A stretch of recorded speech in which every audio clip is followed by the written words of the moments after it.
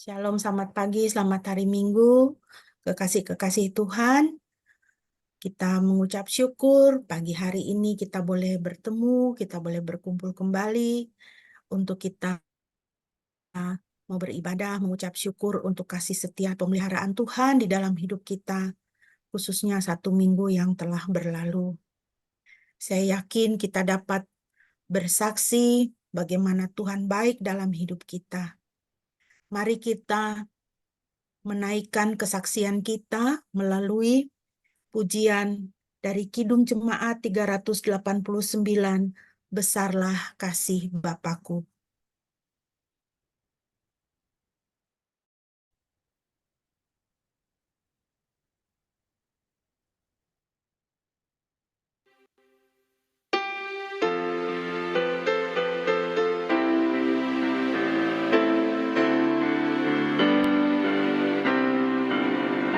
Besarlah kasih Bapakku, selalu melingkupiku, di mana-mana diriku diasuhnya.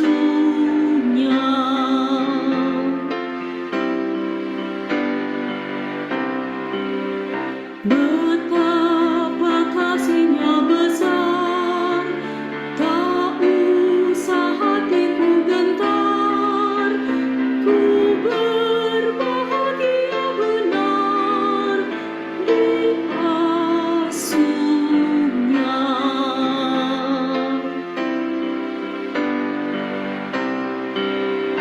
Ya Bapa dalam kasih-Mu, arahkan tiap langkahku, ku yakin Kau tetap teguh mengasuhku.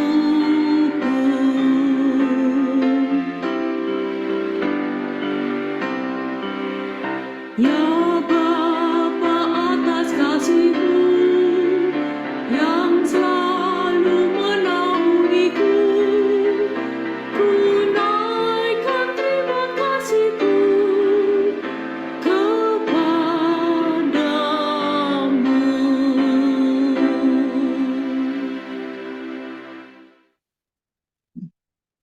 Mari Bapak Ibu yang dikasihi Tuhan, kita arahkan hati kepada Tuhan, kita mau mentabiskan ibadah kita pada pagi hari ini. Jemaat yang dikasihi Tuhan, ibadah kita pada pagi hari ini hanya boleh jadi di dalam nama Tuhan Tritunggal yang Kudus, Bapa, Putra, dan Roh Kudus. Kasih karunia-Nya menyertai kita sekalian. Haleluya.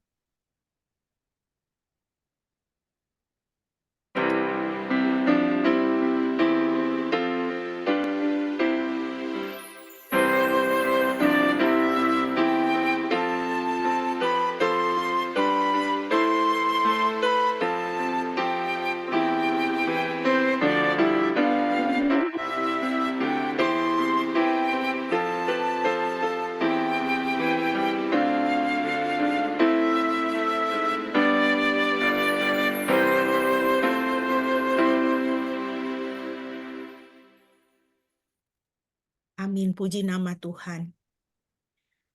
Bapak Ibu yang dikasihi Tuhan, nats pembimbing kita pada pagi hari ini terambil dari Ayub 42 ayat yang kedua.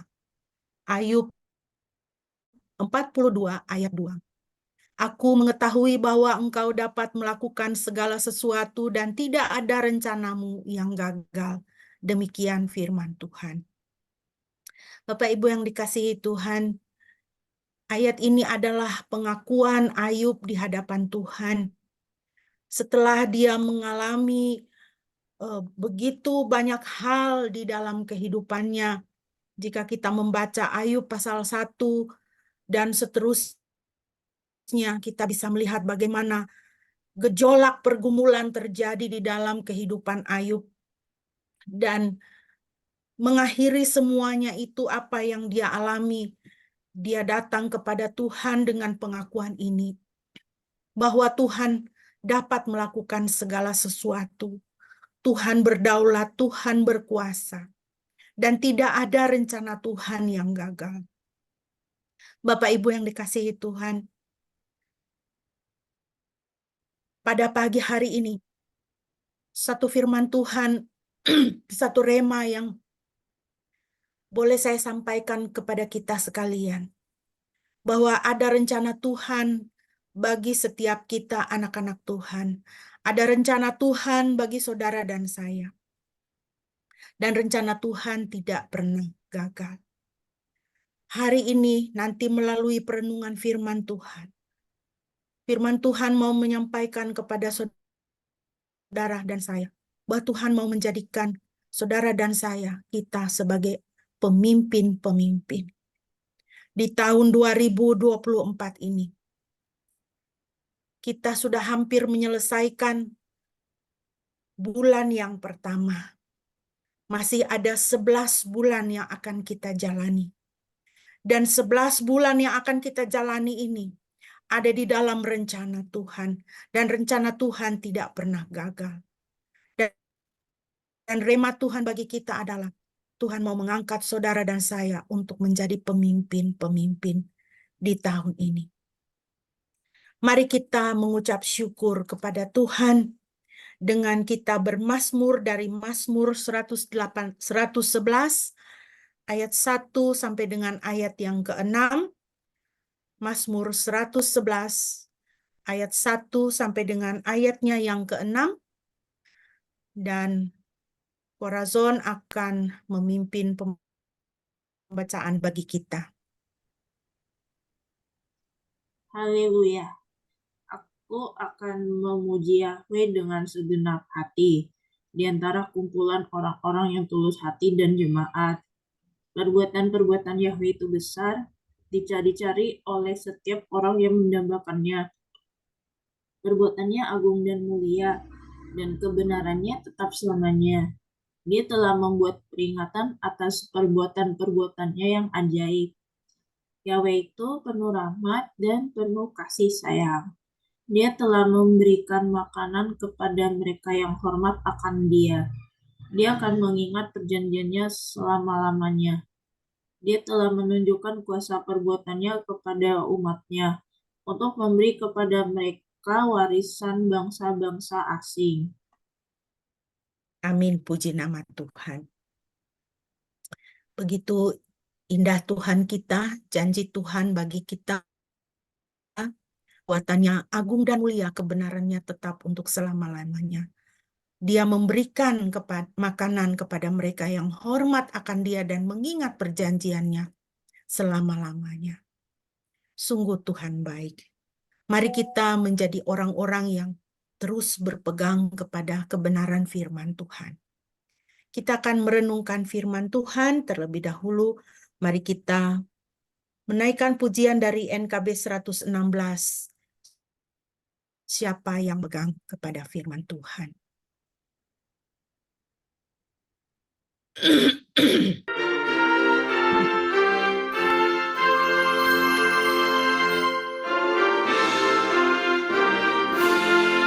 Siapa yang berpegang pada sabda Tuhan dan setia mematuhinya, hidupnya mulia dalam cahaya bakal bersekutu dengan Tuhannya. Percayalah dan pegang sabdanya, hidupmu dalam Yesus sungguh bahagia. Kasih-Nya yang kekal takkan kita kenal sebelum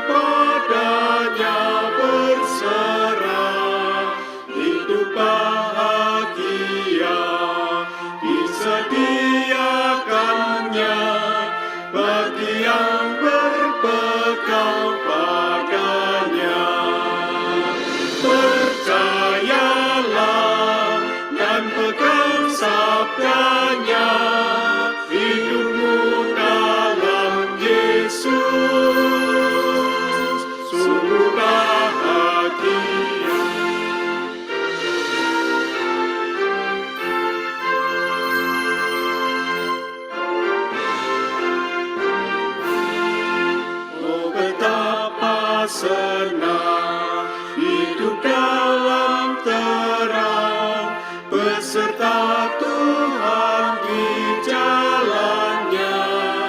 Jika mau mendengar serta patuh benar dan tetap berpegang padanya, percayalah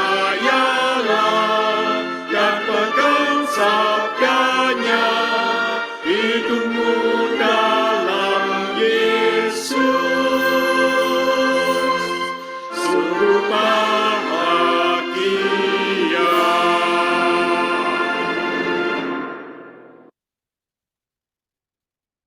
Haleluya, puji nama Tuhan. Bapak Ibu yang dikasihi Tuhan, firman Tuhan bagi kita pada pagi hari ini terambil dari kitab Yosua pasal 1 ayat 1 sampai dengan ayatnya yang ke-9. Yosua pasal 1 ayat 1 sampai dengan ayatnya yang ke-9. Saya akan membacakan firman Tuhan bagi kita. Demikianlah firman Tuhan. Dan setelah kematian Musa, hamba Yahwe, berfirmanlah Yahwe kepada Yosua anak Nun, pelayan Musa, dengan berkata, Musa hambaku telah mati, sekarang bangkitlah engkau dan seluruh umat ini, seberangilah sungai Yordan ini ke negeri yang akan kuberikan kepada mereka, kepada Bani Israel. Setiap tempat yang akan diinjak kakimu telah aku berikan kepadamu, sebagaimana telah aku katakan kepada Musa. Dari padang gurun ini hingga ke Libanon sana, dan dari sungai besar, sungai Efrat, meliputi negeri orang Het hingga ke laut besar arah terbenamnya matahari, itulah yang menjadi batas wilayahmu. Tidak akan ada seorang pun yang sanggup berdiri di hadapanmu seumur hidupmu. Sebagaimana aku menyertai Musa, demikianlah aku akan menyertaimu. Aku tidak akan mengabaikanmu dan aku tidak akan meninggalkanmu. Jadilah kuat dan berani, karena engkau akan memimpin bangsa ini mewarisi negeri yang telah aku janjikan dengan sumpah kepada para leluhur mereka untuk memberikannya kepada mereka. Ayat 7. Hanya hendaklah engkau sungguh-sungguh dan bertindak menjadi kuat dan berani, bertindaklah dengan hati-hati sesuai segala hukum yang telah diperintahkan hambaku Musa kepadamu. Janganlah menyimpang daripadanya ke kanan atau ke kiri, supaya engkau sukses kemanapun engkau pergi. Kitab Taurat ini harus selalu kamu baca dan perkatakan. Renungkanlah itu siang dan malam, supaya engkau bertindak hati-hati sesuai dengan segala yang tertulis di dalamnya. Dengan demikian perjalananmu akan sukses dan engkau menjadi makmur. Bukankah aku telah memerintahkan engkau, jadilah kuat dan berani. Janganlah takut atau berkecil hati, karena Yahwe Elohimmu menyertaimu di segala tempat kemana engkau pergi. Demikianlah firman Tuhan bagi kita. Yang berbahagia adalah setiap kita yang mendengar, merenungkan, dan melakukan firman dalam hidup kita. Berdoa sebelum kita merenungkannya. Bapa, terima kasih untuk firman-Mu yang selalu dekat dalam kehidupan kami. Pimpinlah kami Tuhan saat kami mau merenungkannya.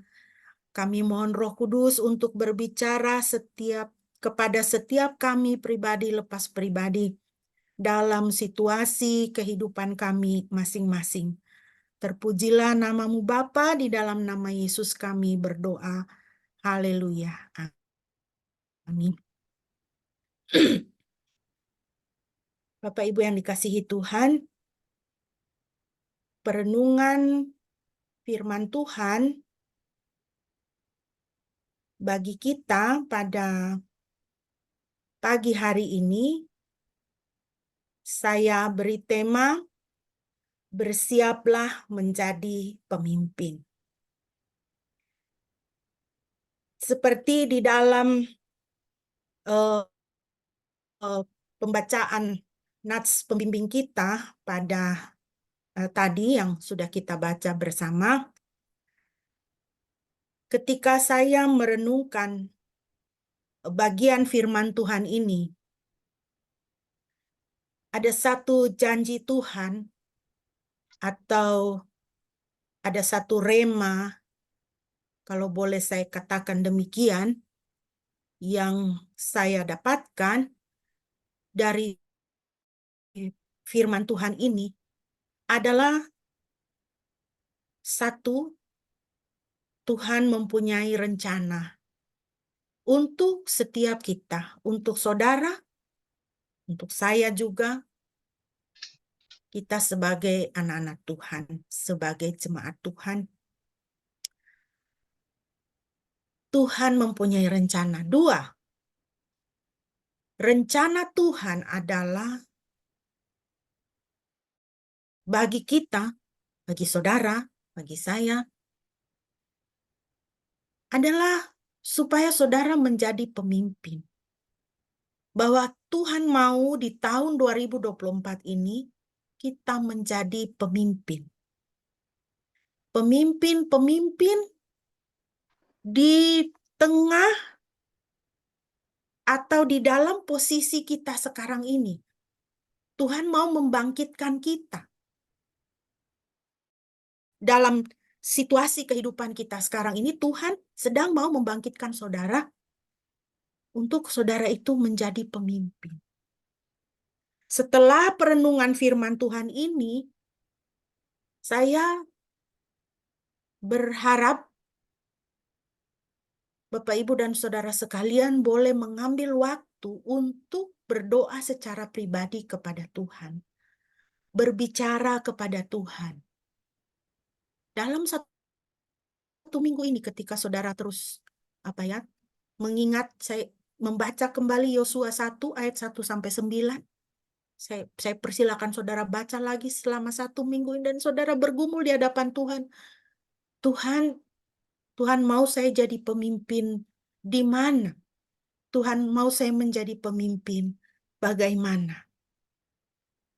Berbicaralah kepada Tuhan, ambil waktu untuk bersekutu dengan Tuhan, karena Tuhan itu mau berbicara kepada saudara.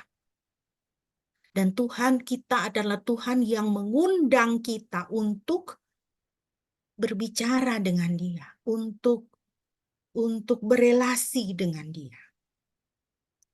Nah, Bapak Ibu yang dikasihi Tuhan, saya mengambil waktu dalam beberapa waktu ke depan ini untuk kita boleh merenungkan kitab Yosua.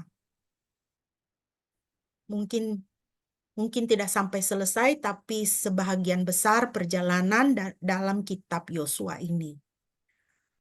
Karena banyak sekali pelajaran-pelajaran kebenaran firman yang sangat indah untuk hidup kita. Nah, Bapak Ibu, mari kita pertama-tama mengenal dulu kitab Yosua secara ringkas. Kitab Yosua ini terbagi menjadi 2 bagian, yaitu pasal 1-12, di mana diceritakan bagaimana Tuhan menolong Israel menaklukkan banyak kota di Kanaan, dan pasal 13-24, di mana kita bisa membaca mengenai pembagian tanah untuk setiap suku kecuali Lewi. Nah, di dalam teks kita yang kita baca, ayat 1-9, kita berjumpa dengan 2 tokoh utama dalam teks ini, yaitu Tuhan dan Yosua bin Nun atau Yosua abdi Musa. Nah, mengenai Yosua, saudara bisa membaca sendiri di dalam ayat-ayat ini, bagaimana orangnya, bagaimana campur tangan Tuhan dalam hidupnya, bagaimana karakteristik dia. Keluaran 17, 9-13, Bilangan 13-8, Bilangan 13-16, Ulangan 1-38, Ulangan 31 ayat 3, ayat 23, dan Ulangan 34 ayat 9. Namun saya pikir secara garis besar, kita sudah kenal lah dengan tokoh Yosua ini.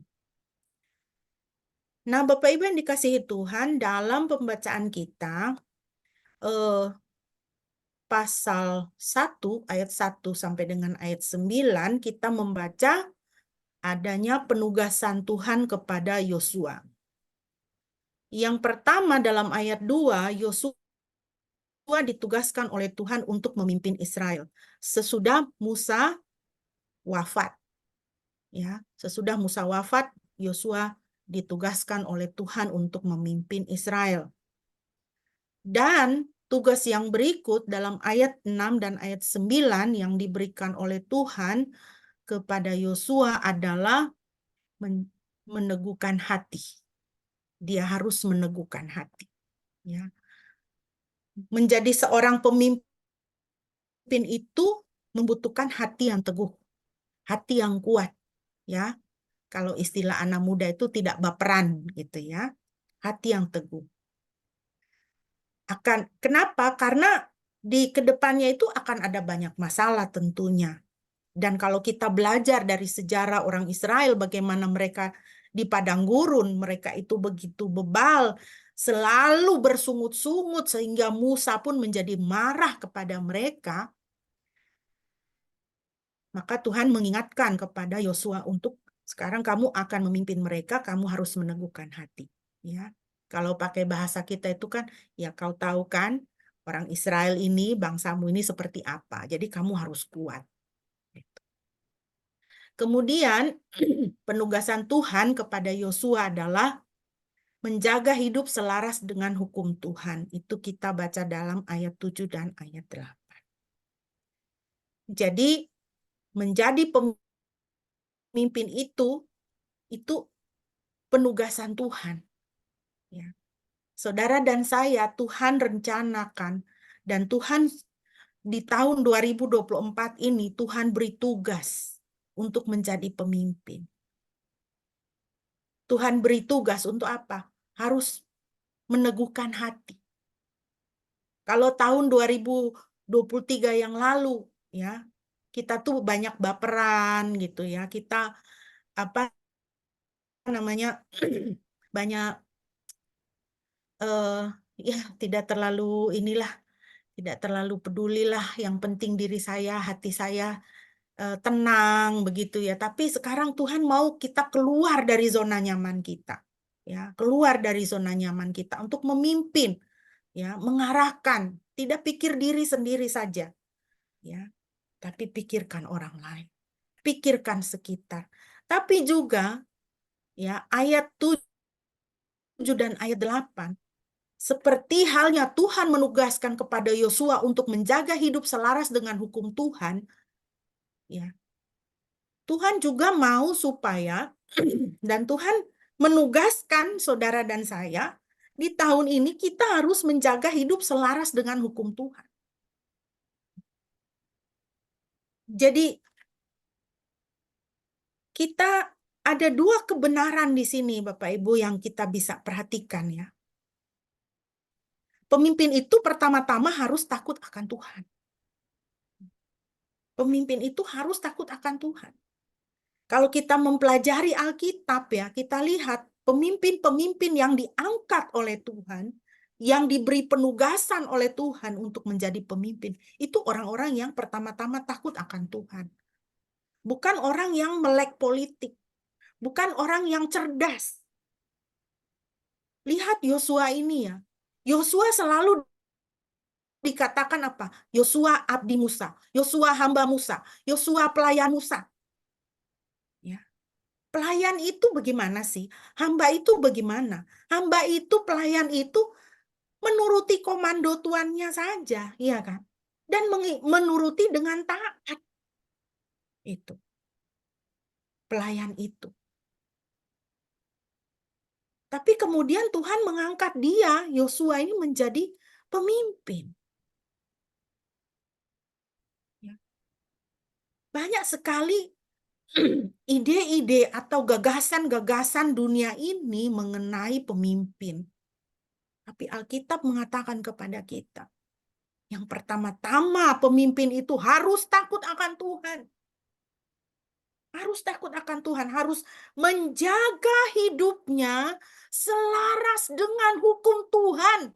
Tidak menabrak hukum, tidak menggunakan hukum untuk semau-maunya, untuk kepentingan dirinya sendiri, tapi tunduk selaras dengan hukum Tuhan. Itu pemimpin. Ya. Dan yang kedua adalah cara hidup dan cara pandang atau worldview-nya orang percaya itu haruslah cara pandang surgawi. Saudara dan saya, kita ini adalah warga negara di negara kita, di dunia ini. Tapi kita juga ada warga negara kerajaan surga. Maka cara hidup dan cara pandang kita haruslah surgawi, selaras dengan surga. Nilai-nilai kerajaan surga, dan itu bisa terjadi kalau kita hidup selaras dengan hukum Tuhan. Bapak Ibu, hari-hari ini saya memikirkan ya, dan saya terhenyak dengan satu kenyataan. Kenyataannya apa? Bahwa kita orang percaya ya, kita ini banyak hidup di dalam ketakutan. Ya, saya pikir kita sebagai bangsa juga, ya gitu. Dari kecil kita itu sudah ditakut-takutin, itu. Kita mengambil satu keputusan karena takut. Misalnya, dari kecil kita tuh sudah ditakut-takutin, ya. Kalau tidak bobo digigit nyamuk. Kan itu ngancem. Suruh anak tidur. Karena kalau tidak bobo, tidak tidur, nanti digigit nyamuk. Jadi anak ini akan tidur karena takut. Aduh, ntar kalau saya nggak tidur, saya digigit nyamuk. Kalau nggak mau ke rumah sakit, kalau nggak mau kalau nggak mau minum obat nanti disuntik. Akhirnya takut disuntik, ya kan? Sudah besar, waktu mau divaksin, jerit-jerit karena takut jarum suntik. Kita sekolahkan anak ke sekolah yang bagus, ya. Bukan supaya anak itu jadi bagus, tapi kita takut nanti tidak dapat pekerjaan kalau tidak sekolah di sekolah yang ternama.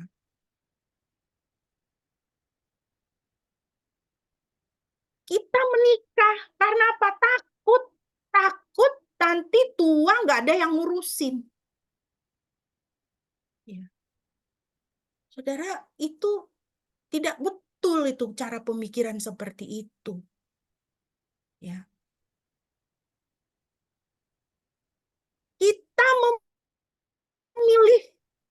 Kita memilih cawapres tertentu karena kita takut, kita ditakut-takutin. Itu nanti kalau ndak milih yang ini, itu Amerika sudah di depan pintu kita, antek-antek asing akan mengobrak-abrik bangsa kita. Itu muncul di ini saya di FYP saya gitu. Gitu ya. Harus pilih paslon yang ini. Jadi capresnya yang ini. Supaya apa? Supaya ini Amerika ini udah siap untuk mengobok-obok kita. Jadi harus cari capres yang sekutunya Amerika. Kalau enggak kita susah. Saudara, cari pemimpin yang bagaimana? Ya kan? Carilah pemimpin yang takut kepada Tuhan. Carilah pemimpin yang lurus. Yang hidup sesuai dengan hukum Tuhan. Setidaknya hati nurani yang bersih. Punya hati nurani yang bersih. Orang yang kalau punya hati nurani yang bersih itu diperkenan oleh Tuhan. Diperkenan oleh Tuhan. Ya. Terlalu banyak kita ini, apalagi kita orang percaya ya. Saya sangat sedih ya kalau melihat kenyataan ini, kita orang percaya hidup di dalam ketakutan-ketakutan yang seperti itu. Cara pandang kita, worldview kita itu harus sesuai dengan surga. Ya. Kok kita takut sama antek-antek asing? Takut itu sama Tuhan. Goliat itu dikalahkan oleh Daud. Goliat itu menakutkan bangsanya sendiri, takut sama dia. Ya. Apalagi Israel pada waktu itu.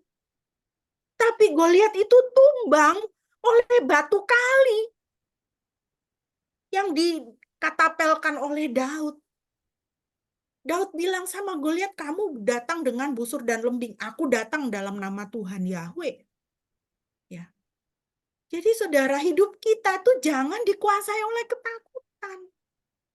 Tidak boleh dikuasai oleh ketakutan. Hiduplah dengan lurus. Tuhan yang akan mengalahkan musuh-musuh kita. Saudara, kita lihat ya karakteristik Yosua ya. Di dalam Bilangan 27 ayat 18, kita bisa baca. Yosua ini orangnya yang bagaimana? Dipenuhi oleh Roh Tuhan. Dia adalah orang yang dipenuhi oleh Roh Tuhan. Bilangan 27 ayat 18, dan Yahweh berfirman kepada Musa dengan mengatakan, ambillah bagimu Yosua anak Nun, seseorang yang padanya ada roh. Lihat itu, roh itu huruf besar. Berarti ada roh Tuhan di dalam dirinya. Ambillah bagimu Yosua anak Nun, seseorang yang padanya ada roh, dan engkau harus menumpangkan tanganmu ke atasnya. Ini perkataan Tuhan kepada Musa mengenai Yosua itu. Bagaimana Yosua ini menjadi seorang atau adalah seorang yang di dalam dirinya itu ada roh Tuhan. Dikuasai oleh roh Tuhan. Berarti apa? Dia tuh punya hubungan yang baik sama Tuhan. Dia menyerahkan hidupnya itu kepada Tuhan. Pertama-tama Tuhan adalah tuannya. Dan yang kedua tuannya itu adalah Musa. Jadi saudara, orang yang takut kepada Tuhan, itulah yang Tuhan akan angkat menjadi pemimpin. Saudara, jika selama ini saudara bertekun dalam kehidupan imanmu, menjaga persekutuan hidupmu dengan Tuhan, Tuhan mengangkat kamu menjadi pemimpin. Tuhan tidak angkat yang lain. Dan saat ini Tuhan sedang melihat kepada saudara dan saya, dan Tuhan mengatakan, aku mau kamu menjadi pemimpin.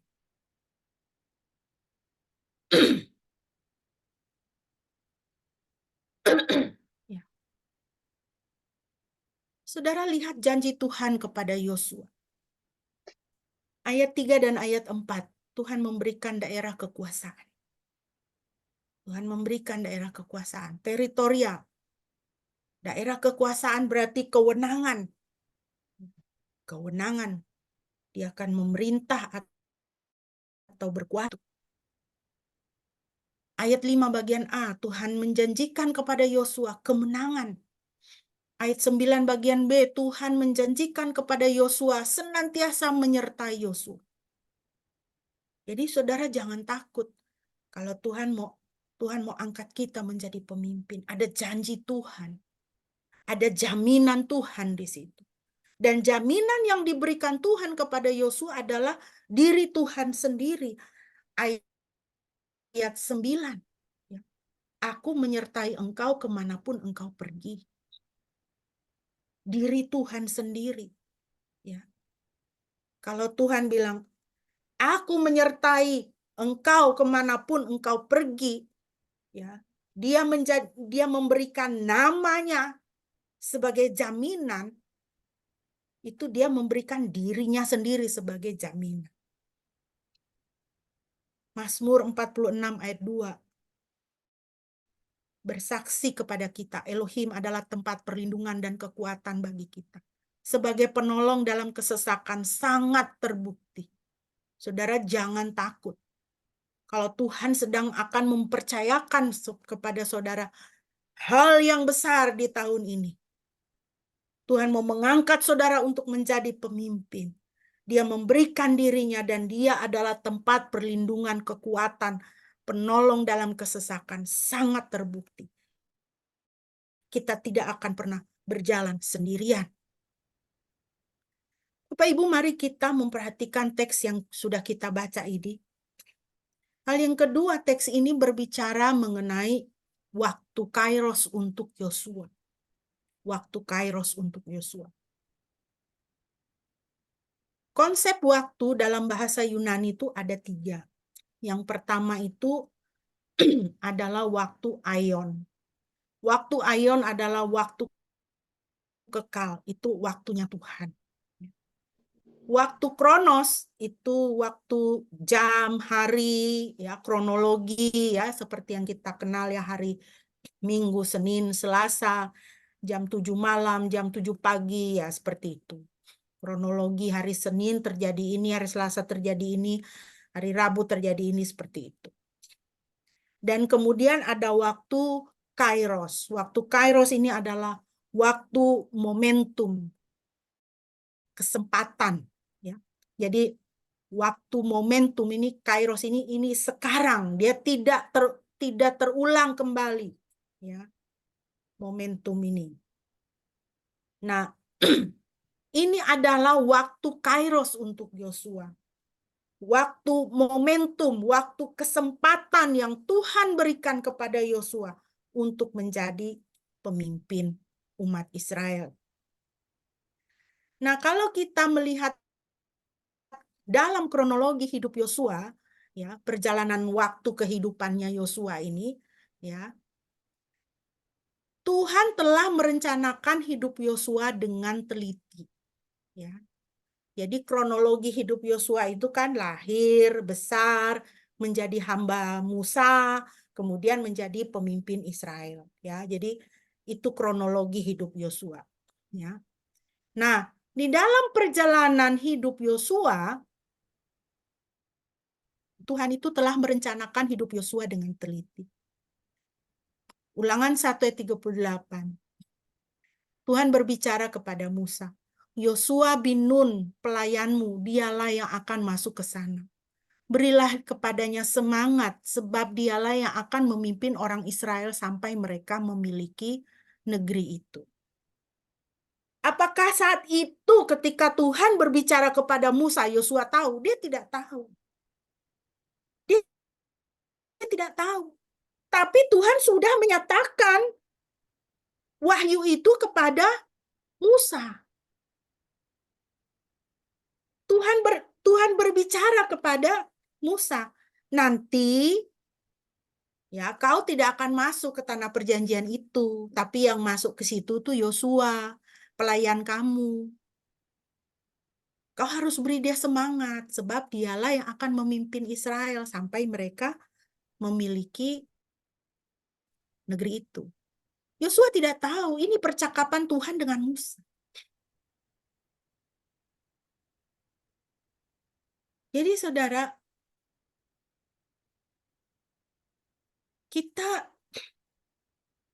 mungkin kita juga tidak tahu. Tetapi sejak kita dilahirkan, bahkan sejak kita di dalam kandungan, Tuhan itu sudah merencanakan hidup kita. Sesuai dengan rencana Tuhan. Firman Tuhan kan berkata, aku tahu rancangan yang ada padaku mengenai kamu.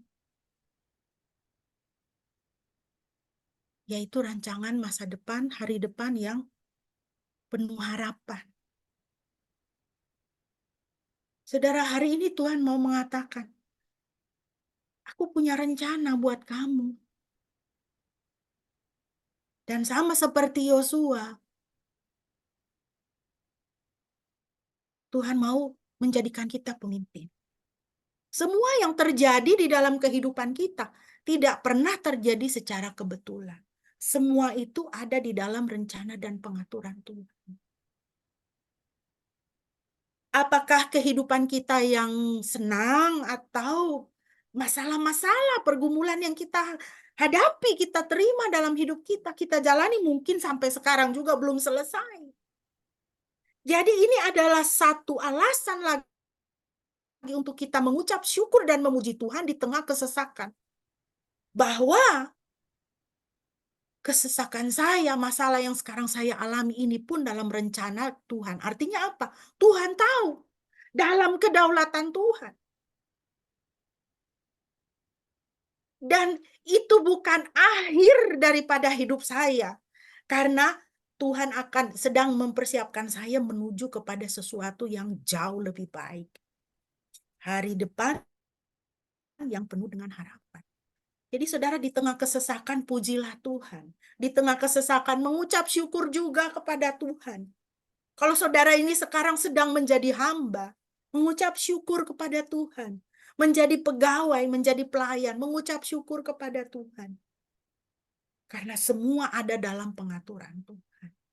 Atau saudara saat ini sedang sakit dan dokter memvonis saudara tidak bisa sembuh. Saudara hidup berdamai saja dengan penyakitmu. Mengucap syukur kepada Tuhan. Karena semua itu ada dalam rencana Tuhan. Pujilah Dia.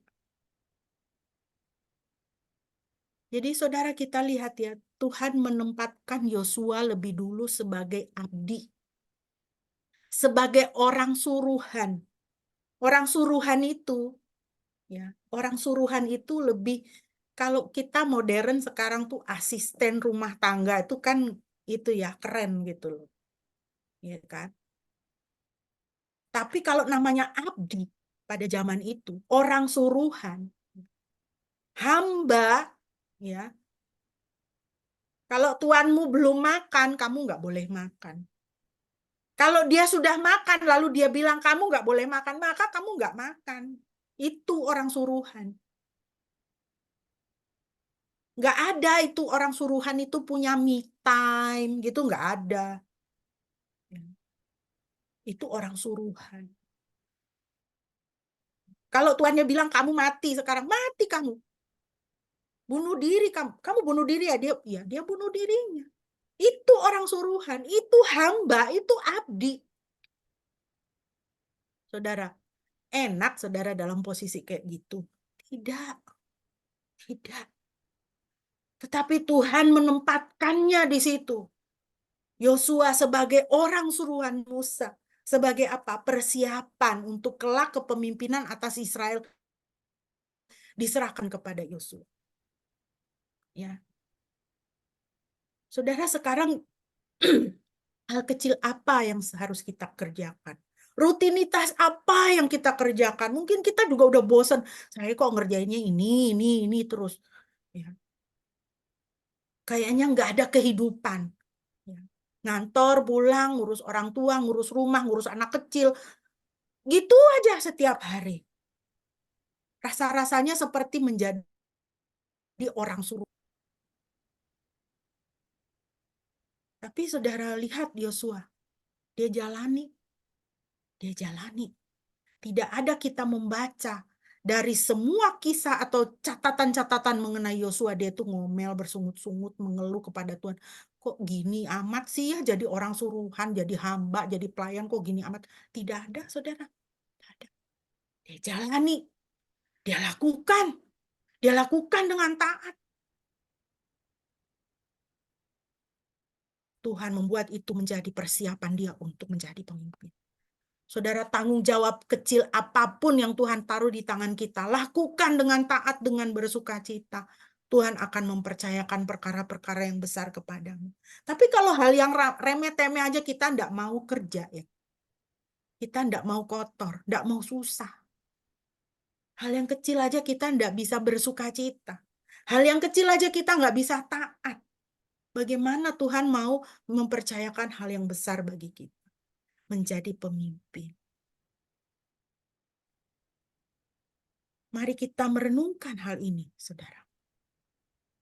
Saudara, Yosua bisa saja menolak kairos Tuhan untuknya. Ya. menolak. Tuhan kasih dia momentum, Tuhan kasih dia kesempatan. No, sekarang kamu jadi pemimpin. Kamu selama ini udah jadi hamba. No, sekarang kamu jadi pemimpin. Bisa saja dia bilang, aduh Tuhan, saya enggak bisa. Saya seumur hidup jadi hamba. Tuhan pilih orang lain aja lah. Nanti saya dukung sebagai hambanya. Itu. Bisa. Bisa saja. Ya kan? Tapi kalau Yosua punya pemikiran seperti itu dan sikap seperti itu, dia tidak akan pernah menjadi pemimpin. Kualitas dirinya tidak berkembang. Ya. Hal yang kecil saja, saudara.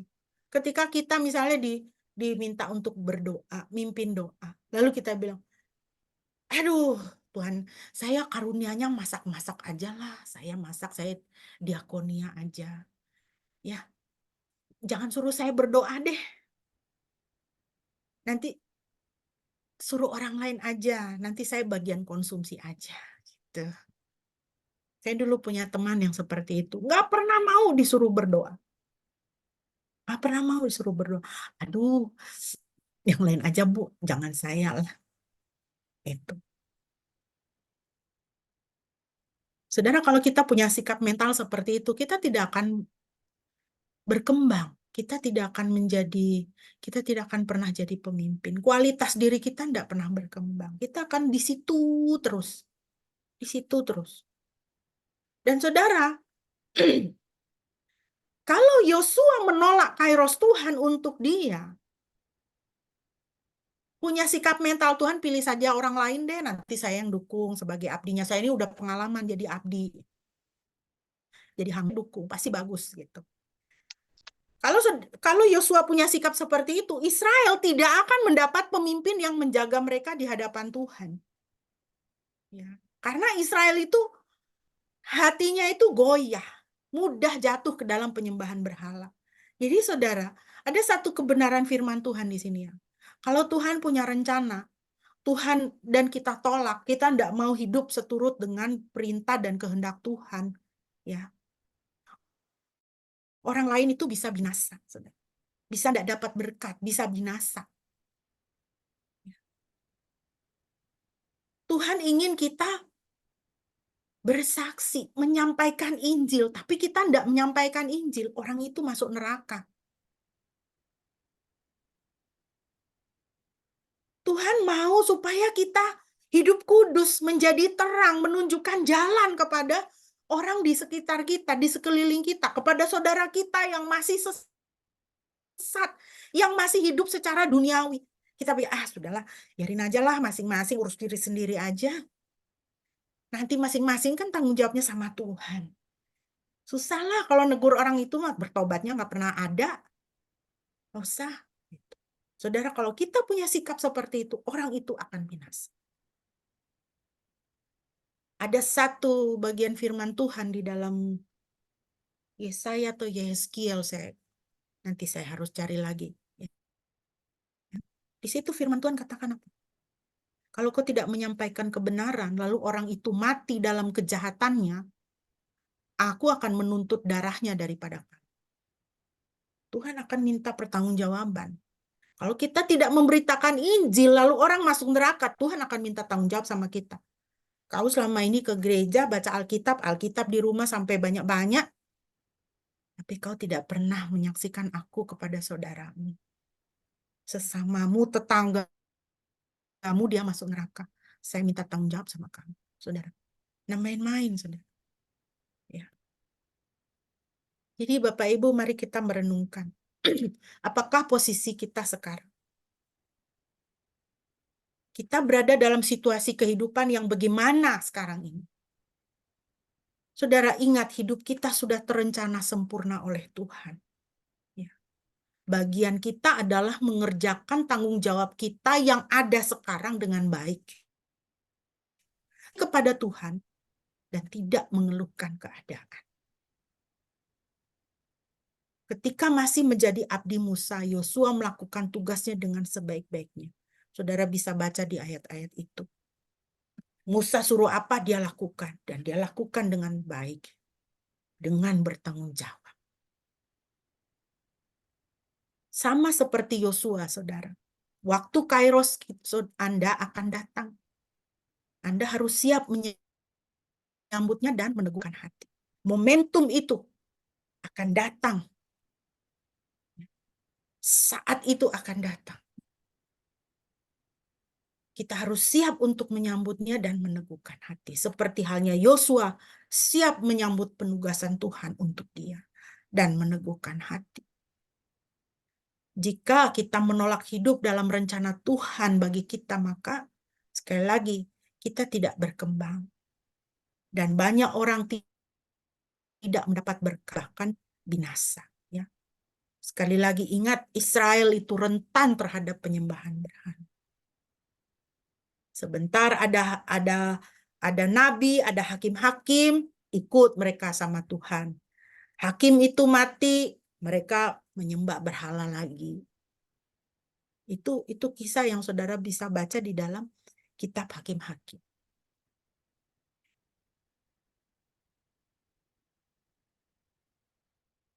Berikanlah diri kita untuk hidup dalam rencana Tuhan supaya saudara kita bisa berkembang, bertumbuh.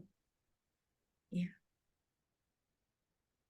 Waktu anak saya baru tamat kuliah, cari kerja, ya, dia kemudian sempat bekerja, keterima di satu perusahaan trading, di mana dia harus melakukan marketing. Ya, itu tidak mudah untuk dia karena disiplin ilmu dia itu bukan marketing. Tapi saya bilang, nggak apa-apa, jalanin. Bapaknya juga bilang, jalanin. Supaya kamu tahu itu marketing itu bagaimana. Supaya kamu punya pengalaman. Ya. Dan bukan hanya pengalaman, mana tahu ada satu skill di dalam dirimu sebenarnya ada, tapi kamu selama ini nggak menggunakannya, dan kamu tidak mempelajarinya juga, ya kan? Ketika tiba ini, keluar skillnya itu nggak apa-apa. Ya, walaupun kemudian dia hanya bekerja di situ selama 2 minggu, dan dia merasa saya nggak cocok mah di sini, ya nggak apa-apa, gitu. Tapi kamu sudah tahu, kamu tahu dunia usaha marketing itu seperti apa, gitu. Berarti apa? Sudah ada sesuatu yang bertambah kan di dalam perbendaharaan kemampuan kamu. Kita jadi orang tuh harus begitu, saudara, kita harus membuka diri untuk kita berkembang. Buka diri, utamanya buka diri kepada Tuhan. Tuhan itu akan memunculkan potensi-potensi. Tuhan akan memunculkan, memberikan karunia-karunia kepada kita bagi kemuliaan namanya. Tanah perjanjian kita bisa berupa tanggung jawab yang lebih besar yang akan Tuhan berikan kepada saudara. Saudara tidak tahu. Yosua tanggung jawab dia pertama hanyalah kepada Musa, tuannya. Tapi kemudian Tuhan berikan tanggung jawab yang lebih besar, yaitu memimpin umat masuk ke dalam tanah perjanjian. Dan memimpin mereka di dalam tanah perjanjian itu. Mungkin sekarang tanggung jawab Anda kecil. Anda menilainya kecil. Tapi Tuhan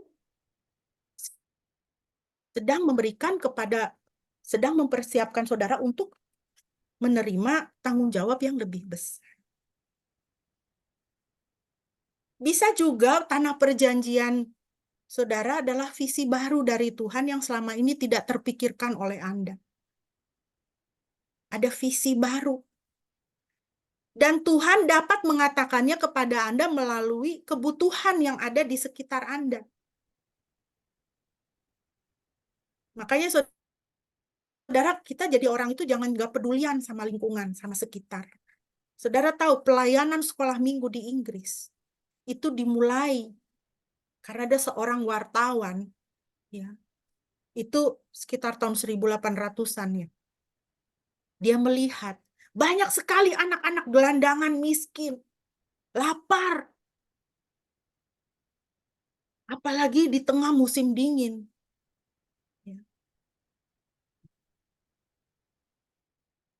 Jadi wartawan ini dia kumpulkan anak-anak itu, kebetulan ada temannya seorang ibu. Ya, mereka bukan orang yang kaya. Lalu dikumpulkan di dapur ibu itu. Ibu itu bikin sup, kasih anak-anak gelandangan ini makan sup panas. Lalu ibu itu cerita tentang Tuhan Yesus. Itulah pelayanan sekolah minggu pertama dimulai di Inggris. Karena apa? Karena wartawan ini dan ibu ini melihat ada kebutuhan. Ada kebutuhan di sekitar mereka. Saudara lihat sekitar kita. Kebutuhan apa yang ada di sekitar kita?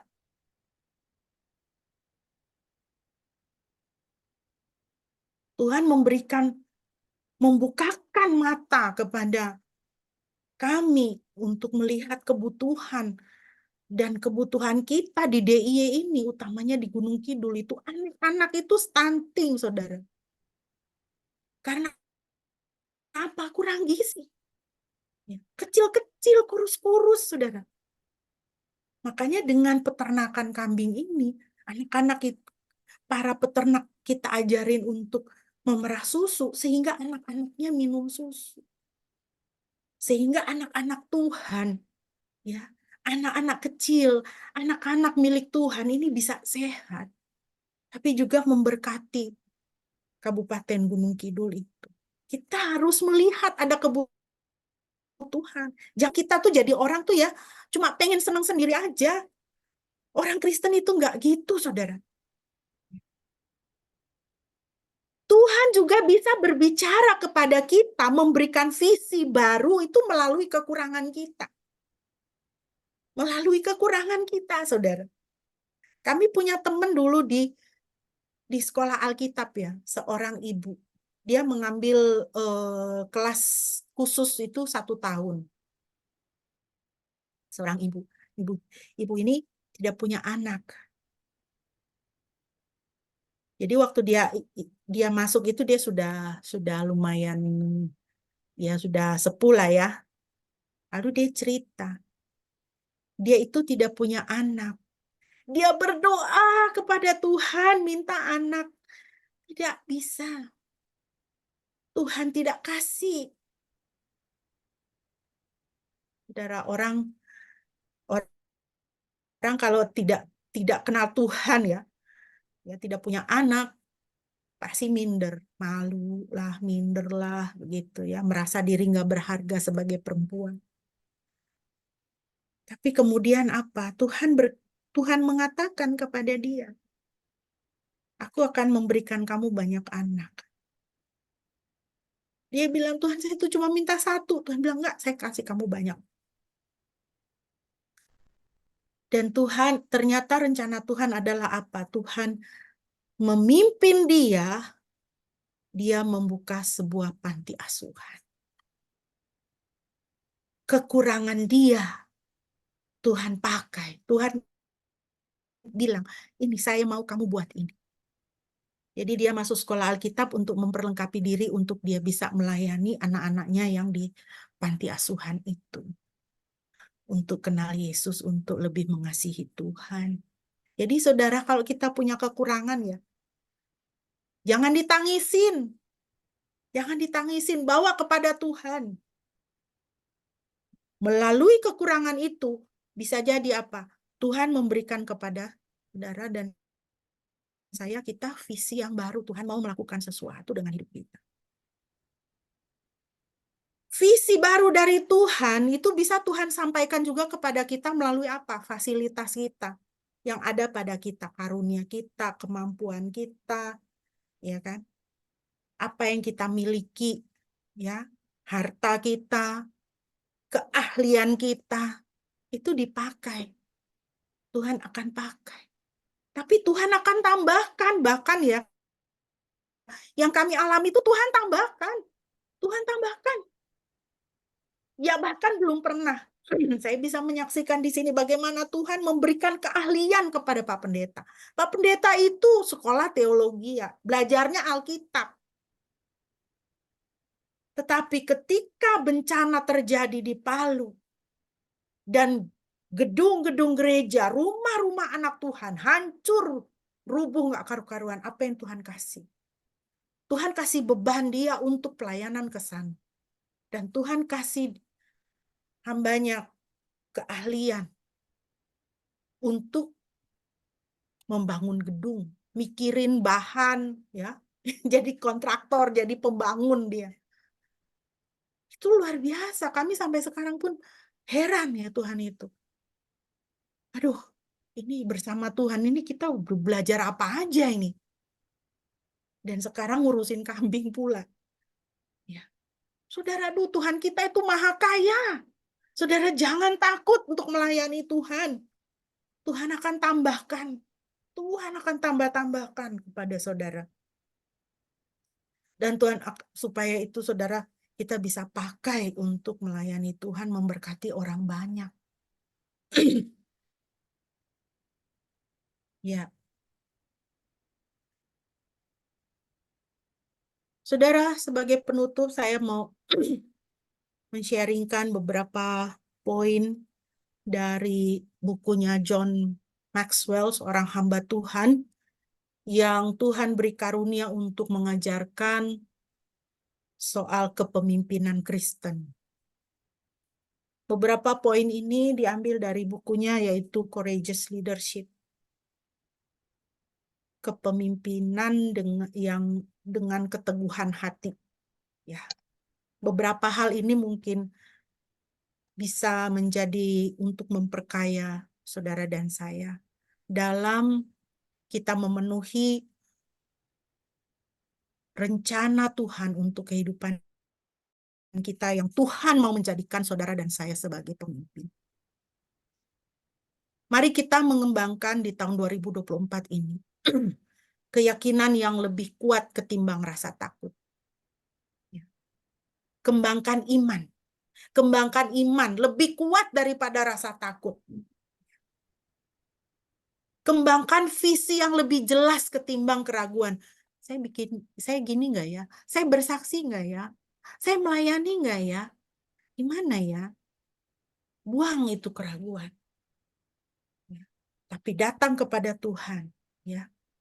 Tuhan berikan saya visi yang lebih jelas. Saya tidak mau ragu-ragu. Saya tidak mau takut dengan hidup saya. Saya mau visi dari Tuhan. Saya mau rencana Tuhan. Kembangkan kepekaan spiritual yang lebih kuat ketimbang opini populer. Ya. Kembangkan kepekaan spiritual. Caranya bagaimana? Bangun hubungan dengan Tuhan. Ya.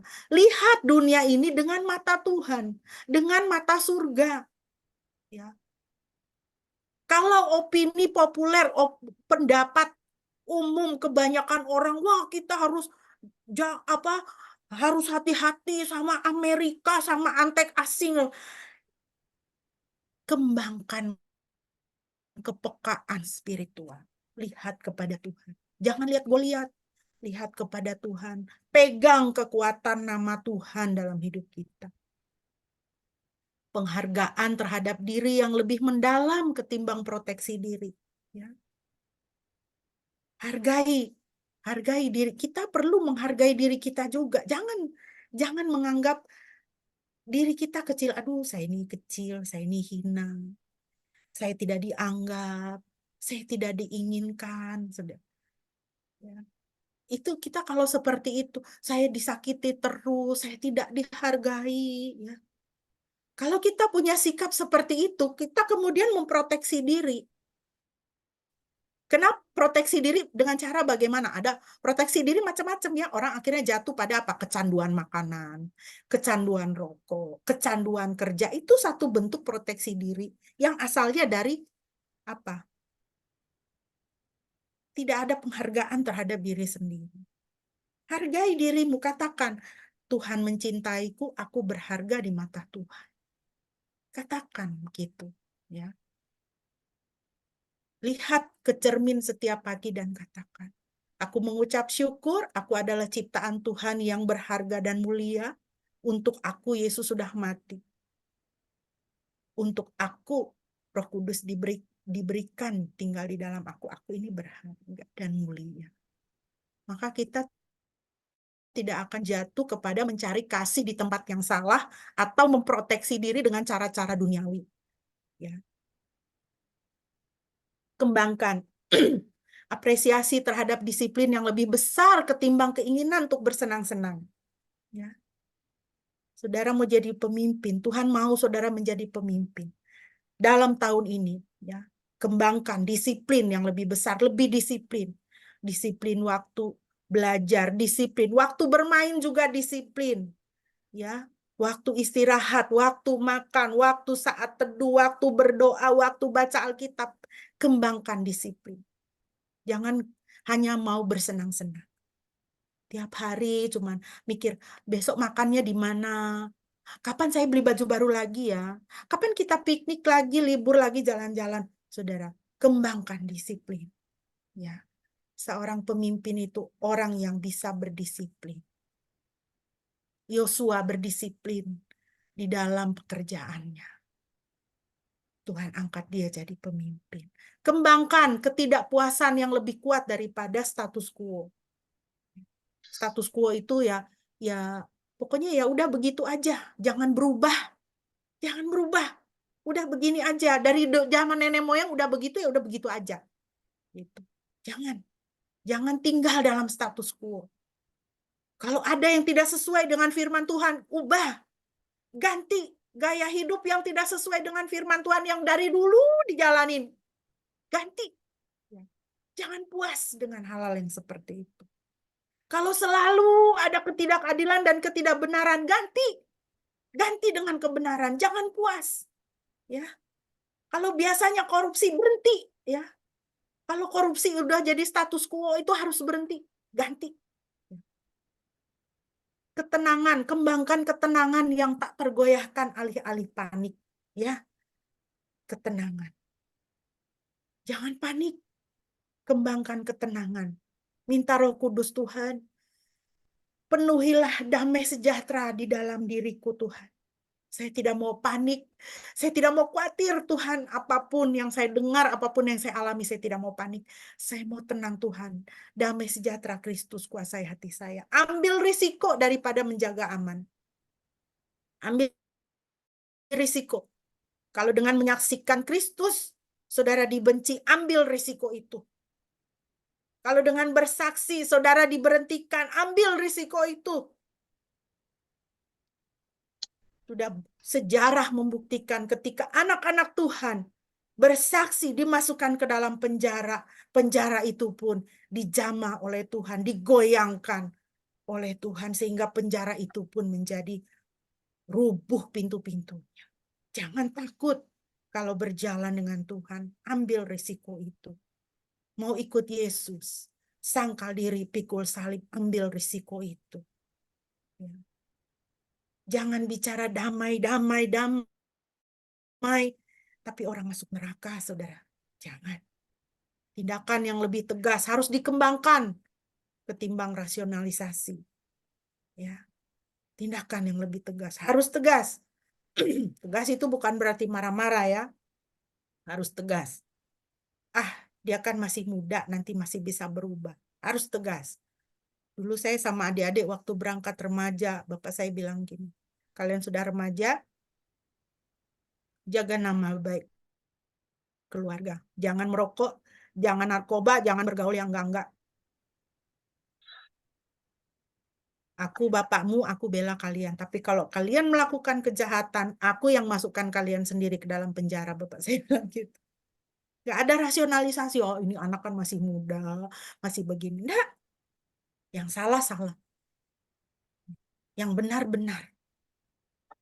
Kembangkan hasrat untuk melihat tercapainya potensi ketimbang sekedar asal orang senang. Ya. Jangan kita punya mental asal bapak senang. Ya. Tapi kita harus punya hasrat, punya keinginan yang kuat untuk berkembang, mencapai potensi. Saya masih bisa belajar apa ya? Saya masih bisa apa ya? Harus ada pertambahan. Pertambahan. Saya bilang sama anak-anak, jangan cuma jago komputer ya.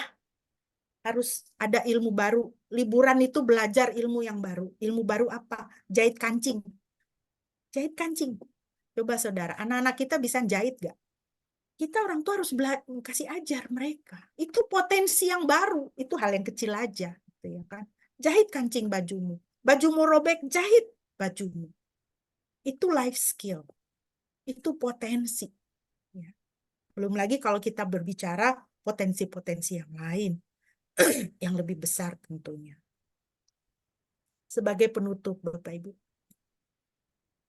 ada satu kata mutiara. Kemarin adalah kenangan. Hari ini adalah anugerah. Esok adalah misteri. Kemarin 2023 adalah kenangan, sudah berlalu. Yang kita miliki hanyalah hari ini. Hari ini. Jam sekarang ini. Dan ini adalah anugerah yang diberikan kepada kita. Kalau hari ini Tuhan menyampaikan kepada kita remanya, rencananya, bahwa Tuhan mau menjadikan kita pemimpin, Tuhan mau mengangkat kita, itu adalah anugerah. Terimalah, datang kepada Tuhan. Esok adalah misteri. Kita tidak tahu apa yang ada di hadapan kita. Tapi seperti halnya Yosua, Tuhan angkat dia menjadi pemimpin. Dan Tuhan katakan, aku menyertai engkau kemanapun engkau pergi. Jangan takut. Kita jalani 2024 ini bersama-sama dengan Tuhan. Karena Tuhan adalah kekuatan kita. Ini adalah satu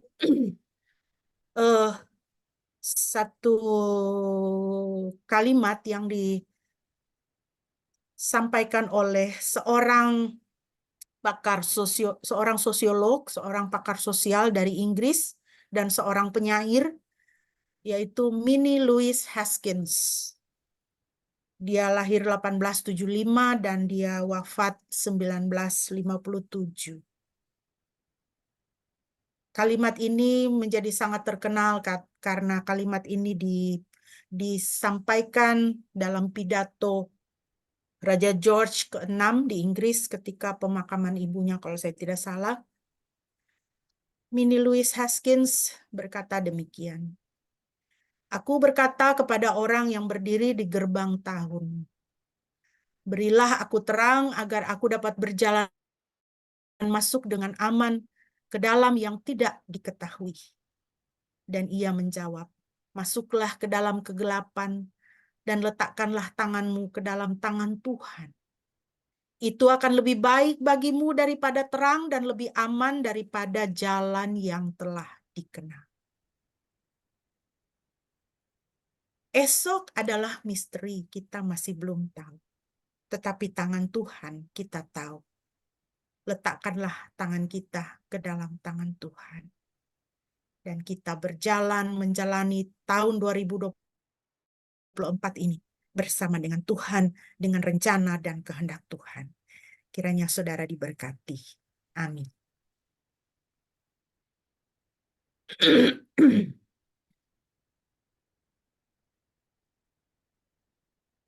Mari kita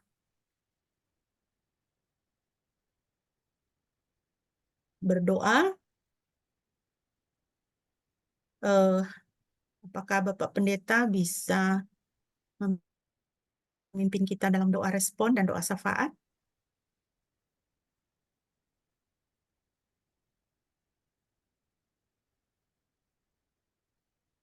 Ya, baik. Nampaknya kurang memungkinkan ya. Mari kita berdoa dan kita menaikkan doa syafaat kita pada pagi hari ini dan meresponi firman Tuhan.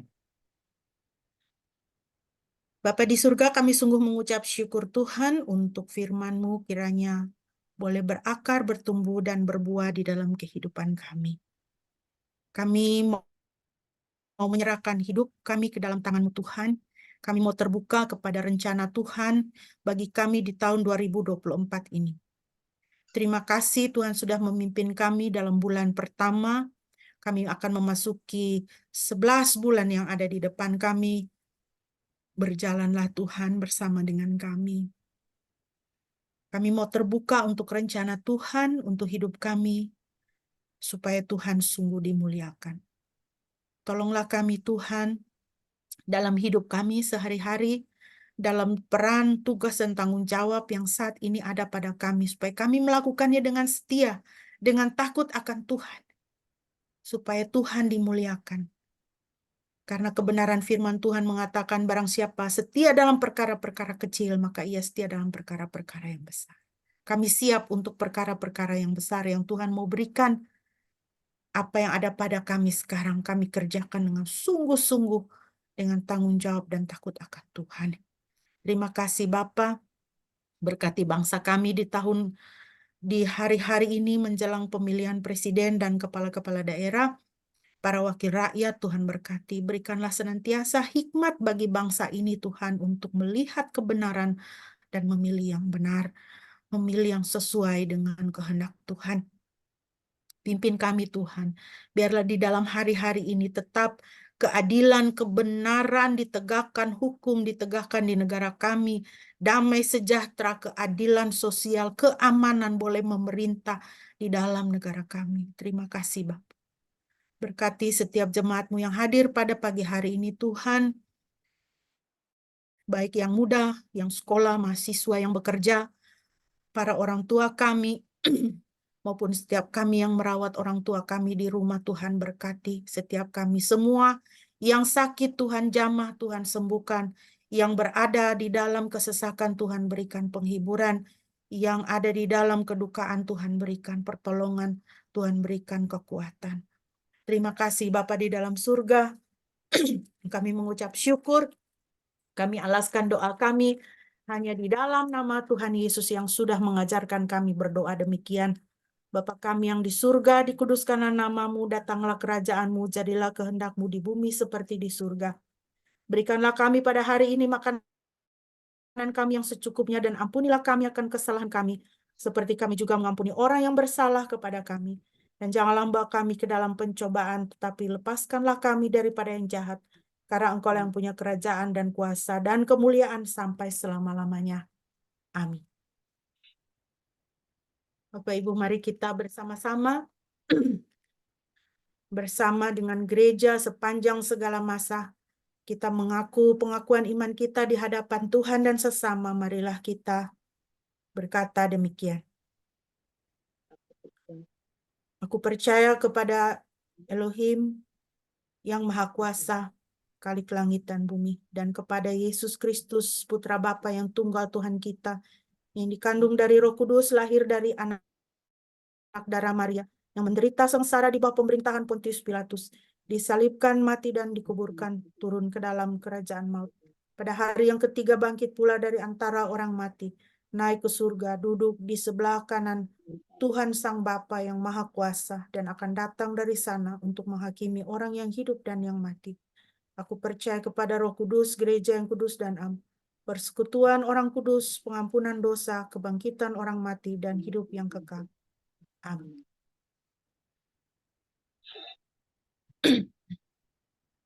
Bapak Ibu, kita akan mengakhiri ibadah kita pada pagi hari ini.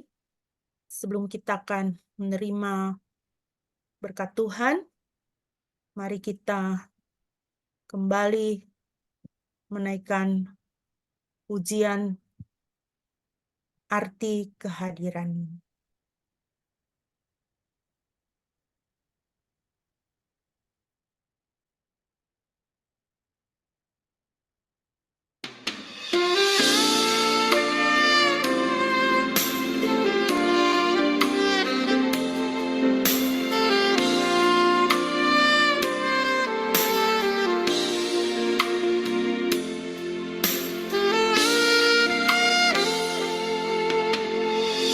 Jalanmu tak terselami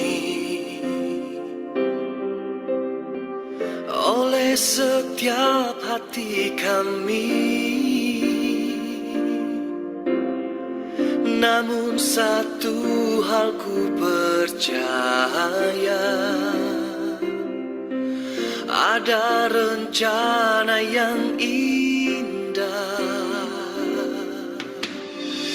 Tiada terduga kasih-Mu heran dan besar bagiku arti kehadiranmu selalu nyata di dalam hidupku. Penyertaanmu sempurna, rancanganmu penuh damai, aman dan sejahtera walau di tengah badai. Ingin ku selalu bersama, rasakan keindahan arti kehadiranmu Tuhan.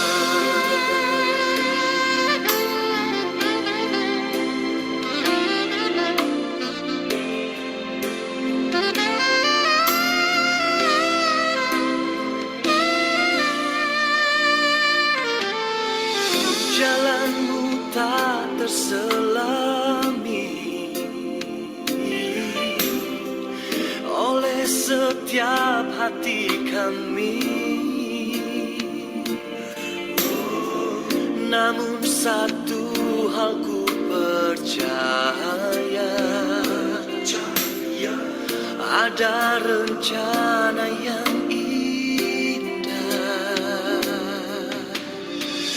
tiada terduga kasih-Mu, heran dan besar bagiku arti kehadiran-Mu selalu nyata di dalam hidupku.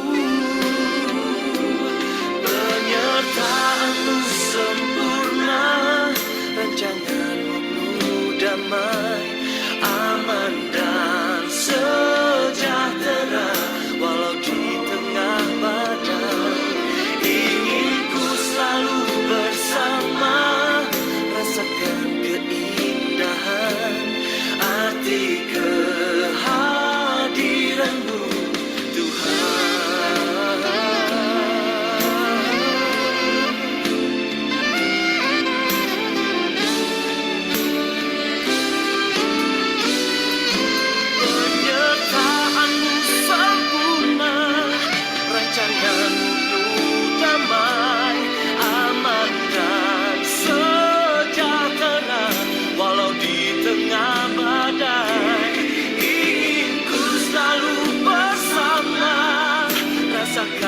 Keindahan arti kehadiran-Mu Tuhan, arti kehadiran-Mu Tuhan.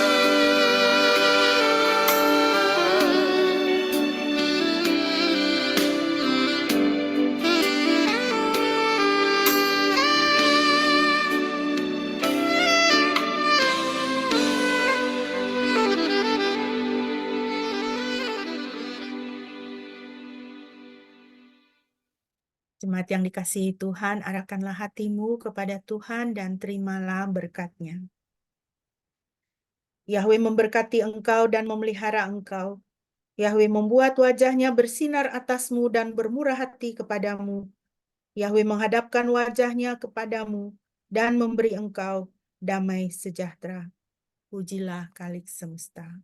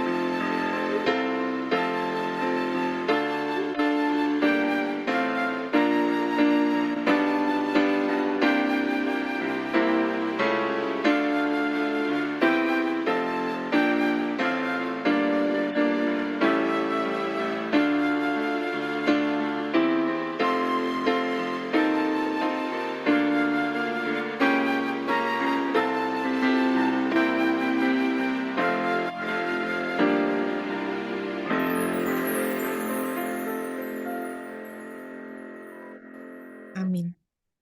Mari kita bersaat teduh.